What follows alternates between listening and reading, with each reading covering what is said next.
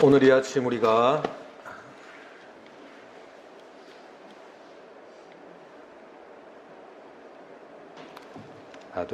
오늘 이 아침 우리 함께 받으실 하나님의 말씀은 구약 성경 에스더서입니다. 구약 성경 에스더서 4장 우리 13절 말씀에서 17절까지의 말씀 우리 다 같이 찾아서 한 절씩 우리 교독하도록 하겠습니다. 에스더서 4장 13절에서 17절입니다. 제 성경책은 구약 성경 754면에 있습니다. 구약 성경 754면에 있는 에스더서 우리 4장 13절에서 17절까지의 말씀 우리 다 찾으셨으면 우리 성도님들과 제가 한 절씩 우리 돌아가면서 읽도록 하겠습니다. 제가 먼저 13절 읽도록 하겠습니다.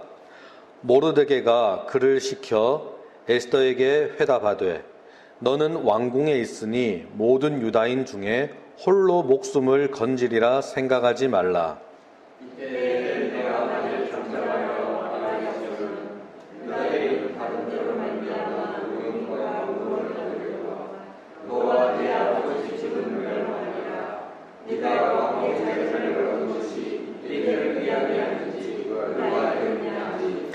에스더가 모르드게에게 회답하여 이르되 당신은 가서 수상에 있는 유다에 나오고 나를 위하여 금식하되 밤낮 3일을 먹지도 말고 같이 들어와서 나도 나의 시녀와 더불어 그렇게 금식한 후에 규례를 어기고 왕의 길에 나아가니 죽으면 죽으리이다 하니라. 같이 읽겠습니다. 모르드게가 가서 에스더가 명령한 대로 다 행하니라.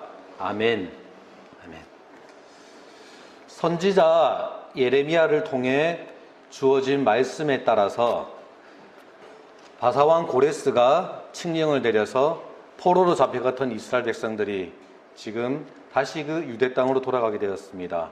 먼저 스룹바벨을 통해서 그리고 에스라를 통해서 그리고 느헤미야를 통해서 세 차례에 걸쳐서 지금 다시금 언약의 땅 그 가나안으로 돌아가는 귀환이 끝났습니다. 하나님의 약속이 성취되었습니다.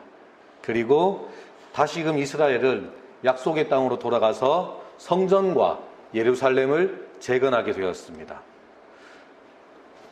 그리고는 시간이 벌써 또 수십 년이 지나갔어요. 그런데 참 신기한 것이 포로로 잡혀갔던 이스라엘 백성들 가운데 일부분은 그대로 여전히 바사, 성경에는 바사라고 되어 있죠. 우리가 밖에서 이제 세상에서 하는 말로 익숙한 말로 하면 페르시아입니다.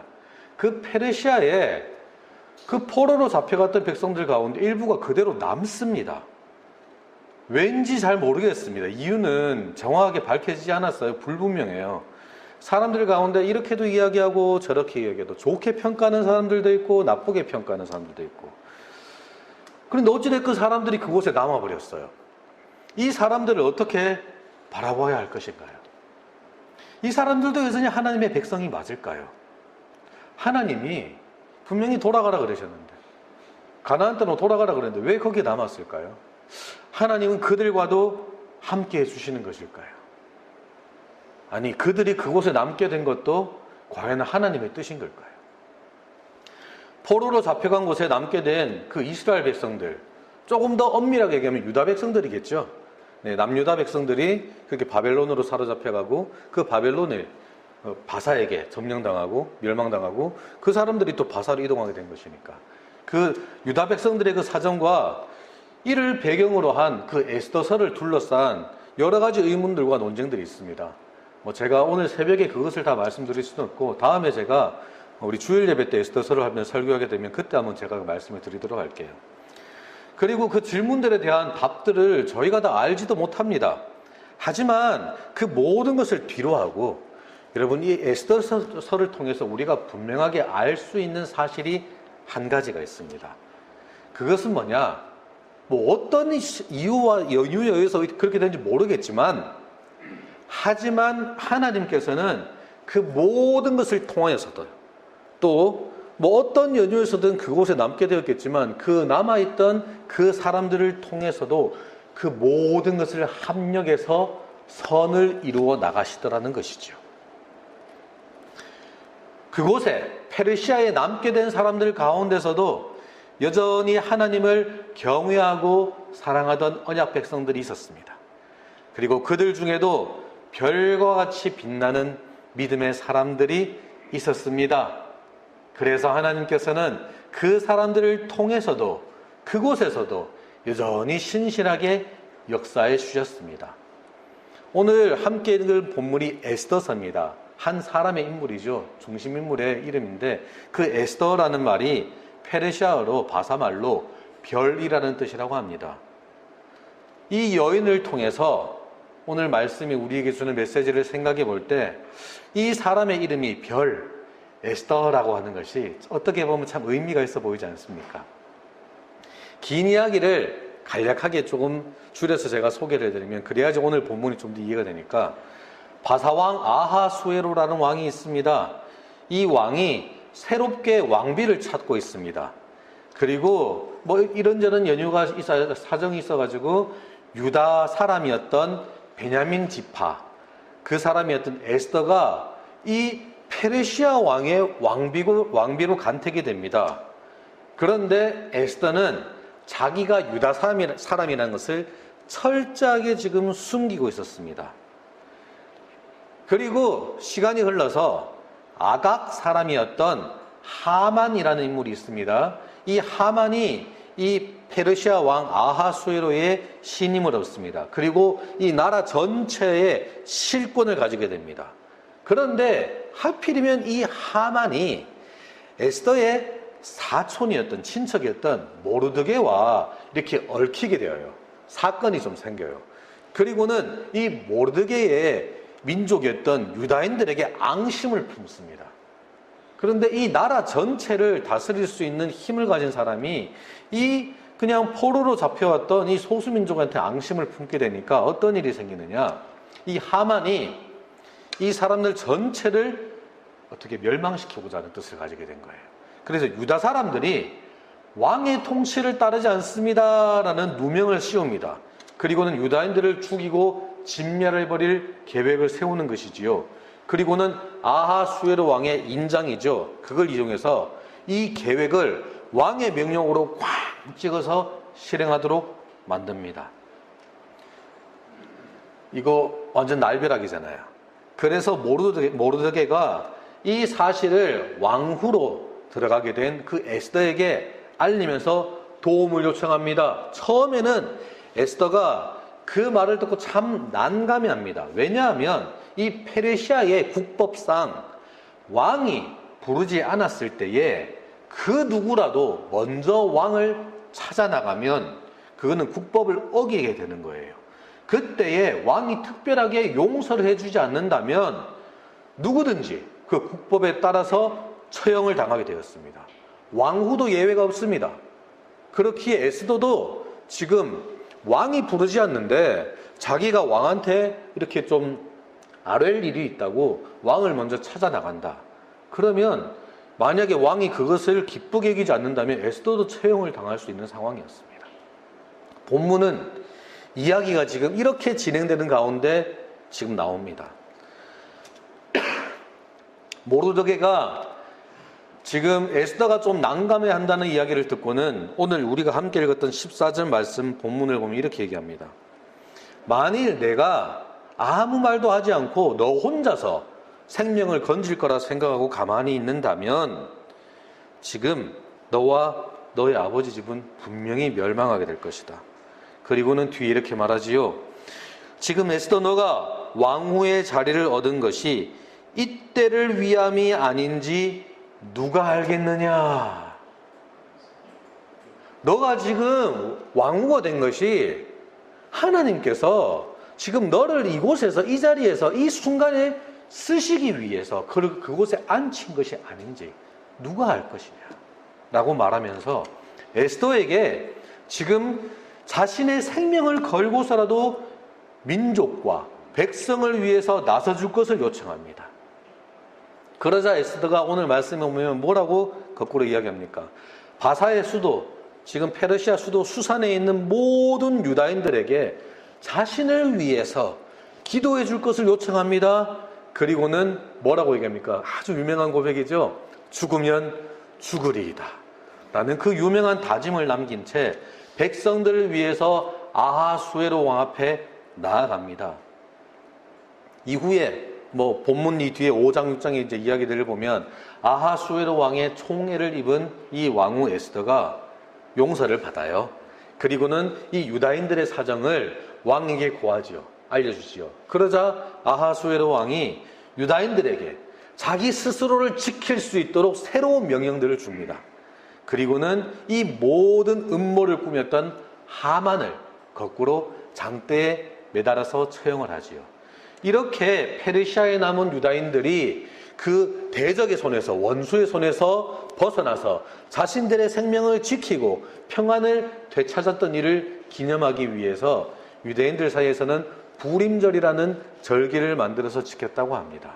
이게 지금 오늘 본문의 이야기예요. 그런데 이 이야기가 우리에게 어떤 하나님의 뜻을 알려줄까? 우리에게 어떤 기도 제목을 던져줄까? 지금 묵상을 하는 가운데 제가 두 가지 포인트를 한번 짚어봤습니다.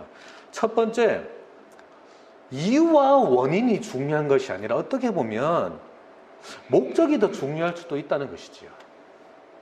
예전에 목적이 이끄는 삶이라는 책이 있었죠. 그죠? 참 이렇게 기독교 서점에도 많이 있고 사람들한테 참 많이 읽혔던 책인 것 같습니다. 저는 개인적으로 그 책을 그렇게 좋아하진 않지만 하지만 그 책의 제목에 사용된 문구를 가지고 오늘 우리가 묵상할 수 있는 하나의 말씀의 그 성경적인 원리를 우리가 생각해 볼 수 있는 것 같습니다. 바로 조금 전에 제가 이 바사에 페르시아에 남게 된 그 유다인들의 그 상황을 제가 말씀드리면서 또한 에스더의 이 상황을 생각해 봤을 때에 우리 인생에서 일어나는 정말 많은 일들이 있잖아요. 그 일들이 무슨 이유로, 무슨 원인으로, 누가 어떻게 해서 그렇게 됐다. 이거는 솔직히 다 모르겠어요. 그게 어떻게 보면 때로는 중요하지 않을 때도 많이 있습니다. 하지만 여러분, 그 일들을 통해서 하나님께서 이루고자 하시는 목적은 분명할 수 있습니다. 이거 무슨 얘기인지 아시겠죠? 왜냐하면요, 그 모든 것을 합력해서 선을 이루어 가실 수 있는 능력의 권능의 하나님이시거든요. 유대인들과 그 에스더가 포로 기한 이후에 왜 페르시아 수산에 남았을까요? 그 이유 다 알 수 없습니다. 제가 거듭 말씀드리지만 그 이유가 어쩌면 중요하지 않을 수도 있습니다. 그보다 더 중요한 것이 무엇이겠습니까? 어떤 연유에서든지 그곳에서 털을 잡고 뿌리를 내리고 살아가는 가운데 그곳에서도 그 사람들이 하나님의 백성으로서 거룩한 삶을 살아가는 것, 그것이 더 중요하지 않았을까요? 그곳에서 자신들의 삶을 통해 합력해서 선을 이루어 나가시는 그 하나님을 의지하며 하나님의 뜻과 하나님의 나라를 그곳에서 이루어 나가기 위해서 애쓰고 발버둥 치는 것. 에스더는요, 그 목적에 정말 충실하게 살아갔던 인물이 아니었을까요? 그렇기에 왜 남았는지 모르겠지만 그곳에서 살아가는 가운데 그 한 사람의 삶을 통해서 자신의 이름처럼 별과 같이 빛나는 믿음의 고백을, 믿음의 이 흔적들을 남길 수 있었던 것 아니겠습니까? 오늘날 이 땅에서 살아가는 우리 성도들도 마찬가지가 아닐까라는 생각을 해봅니다. 다양한 자리에서 여러분 매일마다 여러 가지 판단을 내리고 선택을 내리면서 살아갑니다. 여러분, 그죠? 때로는 그럼 왜 그랬지 내가? 왜 이런 일이 나한테 일어나지? 여러분, 자신의 그 지난 선택과 행동들의 원인들, 그 일의 이유들을 되짚고 반성하는 것 참 좋습니다. 그리고 그렇게 했을 때 우리가 다음에는 더 나은 선택과 더 나은 판단을 할 수 있는 그런 도움이 되기도 합니다. 하지만 여러분, 때로는 성도들의 삶에서 더욱 건설적인 방향은 어떤 식으로 우리가 이루어 나갈 수 있느냐? 이미 선택은 이루어졌어요. 이미 행동은 우리가 했습니다. 그 기반 위에서 우리가 앞으로 그 선택과 행동들을 통해서 어떻게 하나님의 뜻을 우리가 그렇다면 이루어 나갈 수 있는 것이냐? 여기에 우리가 마음을 쏟고, 여기에 우리가 정말 우리의 기도 제목을 삼으며 우리의 에너지를 쏟아 나가는 것이, 여기에도 우리가 고민하고 애쓰는 것이 더 도움이 될 때가 있다는 것이죠. 그때에 이 모든 것을 합력해서 선을 이루시는 그 능력의 하나님이 우리의 그 지난 모든 과정들이 어떠했든 간에 그 모든 것을 받으시고 사용하셔서 그 가운데 우리 삶에서 주의 뜻을 이루어 나가실 수 있다는 것입니다. 그렇다면 우리가 두 번째입니다. 어느 곳에서 무엇을 하든지 우리가 어떤 마음가짐을 가지고 있는 것이 더욱 좋겠습니까? 이미 하나님께서 우리를 다 구원하셨습니다, 여러분. 그죠? 그런데 그냥 하늘나라로 데려가시면 될 터인데, 아니면 하나님 나라를 이곳에 그냥 딱 완성시켜버리시면 될 터인데, 여전히 이 교회와 성도를 이 죄악된 세상 가운데 남겨두시고 그 죄와 끊임없이 매일매일 순간순간 싸우면서 살아가게 하셨다는 것이죠. 그 하나님의 뜻이 무엇일까요? 왜 그렇게 하셨을까요? 그 원인은, 이유는 우리가 다 알 수 없습니다. 그거는 하나님의 뜻 안에 있는 신비입니다. 하지만 여기서도 분명한 것은 우리들의 그러한 이 땅에서의 삶을 통해서 모든 것을 합력하여서 선을 이루실 하나님을 의지하고 우리가 신뢰하면서 오늘 하루의 삶을 살아갈 수 있다는 것이죠. 그때에 하나님의 백성인 우리들을 통해서, 우리들의 오늘 하루의 삶을 통해서 어디에서 무엇을 하든지 나를 심으신 그곳에서 하나님의 뜻이 나를 통해서 이루어지기를 그 구하는 삶을 살려고 발버둥 치는 것, 그때에 이 땅에서 살아가는 우리 성도들을 통해서 하나님이 자신의 뜻들 이 땅 가운데 계속해서 조금씩 이루어 나가신다는 것입니다. 여러분, 그것이 역사의 증언입니다. 그것이 교회가 지금까지 지내오면서 우리에게 전해주는 이야기입니다. 우리들의 삶에, 내 삶에 여러 가지 은혜들을 허락해 주셔서 우리가 지금까지 지내왔습니다. 어쩌면 나에게 그 모든 은혜들을 주신 것이 모르드게의 그 말처럼 이때를 위함이 아닌가, 누가 알 수 있겠습니까? 그렇게 여러분,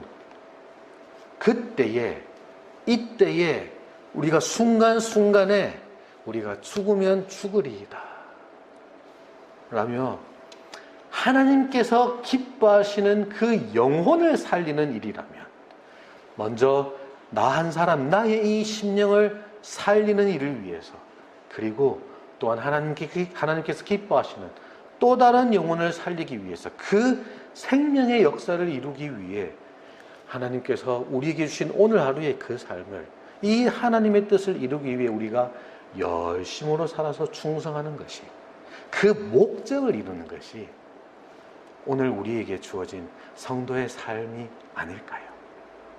우리가 이 시간 이 하나님의 말씀을 통해서 우리가 생각할 수 있는 이 뜻을 우리가 마음에 담으면서 우리가 기도의 제목으로 삼을 수 있는 우리 모두가 되기를 간절히 소망합니다.